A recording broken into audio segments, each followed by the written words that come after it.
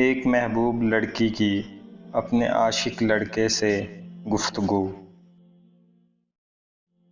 آپ مجھے دیکھے بغیر نہیں رہ سکتے اور دیکھنے کا انجام دوزخ ہے۔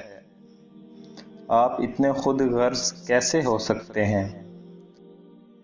صرف نگاہوں کی پیاس بجھانے کے لیے مجھے دوزخ میں کیسے جھونک سکتے ہیں؟ جن سے محبت کی جاتی ہے نا، ان کا خیال رکھا جاتا ہے۔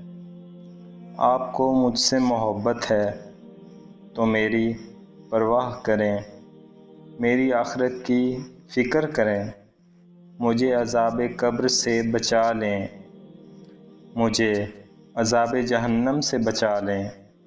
مجھے آگ سے ڈر لگتا ہے، مجھے آگ سے بچا لیں۔